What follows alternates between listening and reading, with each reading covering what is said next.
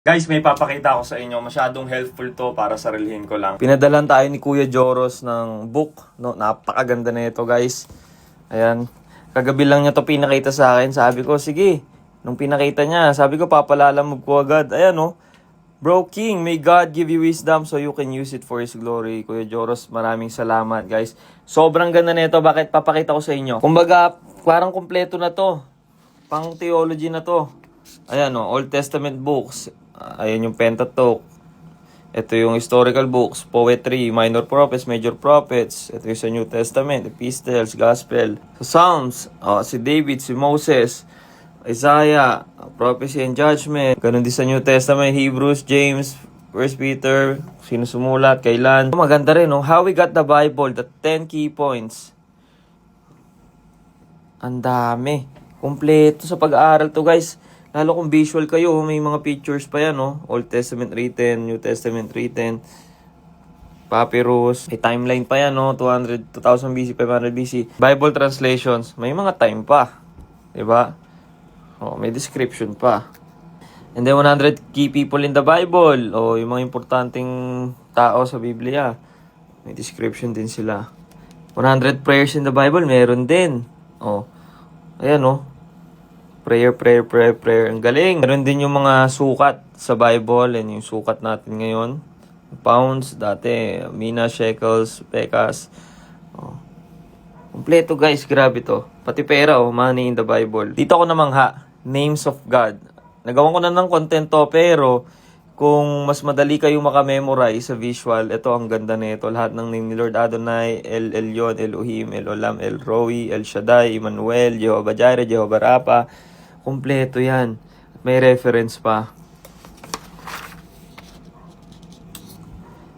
Meron din name ni Jesus. Name ng Holy Spirit. Top 52 key Bible stories. Yan pa lang tayo. Kapal niya, no?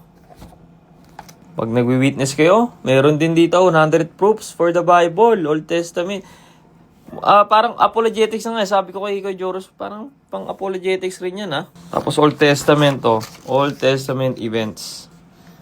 Yung mga key events. The creation, may picture din, Ang lupit. Kung visual kayo, Ang ganda nito.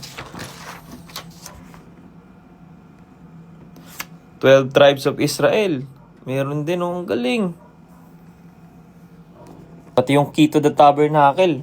May picture din, Tapos yun yung golden lampstand, the table of showbread, the bronze altar, the ark of the covenant, and the mercy seat. Pati yung garments of the high priest, may mga stone.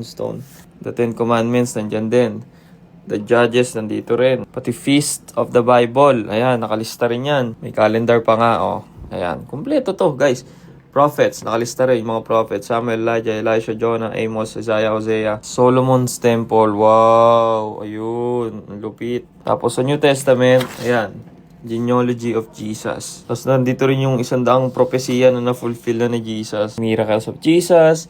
May parables of Jesus. Beatitudes, nandito rin. Ang galing. Tapos, 12 disciples, may short information sila dito. Galing naman ito. Herod's Temple, May image pa. Itong lupit, guys, Jesus hours on the cross. Ito yung mga last 7 words na sinabi niya. I'm thirsty, it is finished. Tetelestai, Father, into your hands I commit. Kung anong oras niya sinabi. Tapos, andyan lahat, naka-visual lahat. Tapos merong evidence for the resurrection. More on apologetics nga ito kasi mapag-aaralan nyo talaga. So, pag may mga nagtanong sa inyo, masasagot nyo. Ayan, objection 1, objection 2. The armor of God, galing. Shield of faith, the helmet of salvation, breastplate of righteousness, belt of truth, the sword of the Spirit, the gospel of peace. Tarin dito yung fruit of the Spirit, love, joy, peace, patience, kindness, goodness, faithfulness, gentleness, self-control. Ito yung 7 churches din sa Revelation, Pergamum, Thyatira, Smyrna. Ito ko mas lalong humanga.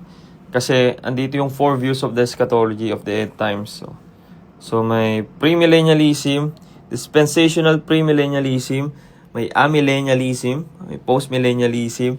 So matututo talaga kayo dito. It's like a deep study na rin dito. And then mapa, Middle East and Central Asia. Ito pa isa, napakalupit. Christianity, cults and religions, So, yung mga kulto, and then, comparison sa Christianity, ayan, how to test prophets, meron dyan, biblical Christianity, and then naka-line up dyan, Jehovah's Witness, Mormonism, Seventh-day Adventist. May explanation din ng Trinity. Kung nililito kayo sa Trinity, eto na rin. And guys, marami pa kayo makikita dyan, and eto yan. Sabi ni Kuya Joro, sa Shopee niya lang binili, wala pang 1K daw yung price, so mura na yon, no, sa gentong libro na parang andito na lahat. Screenshot nyo na lang, Bible charts, maps, and timelines. And then, makikita nyo na yun sa Shopee. Maraming salamat Kuya Joro. Sobrang helpful nito. Mga kapatid, hanapin nyo na to. Sobrang worth it nito. At abangan nyo, mamimigay po ako ng study Bible. Abangan nyo lang. God bless you all.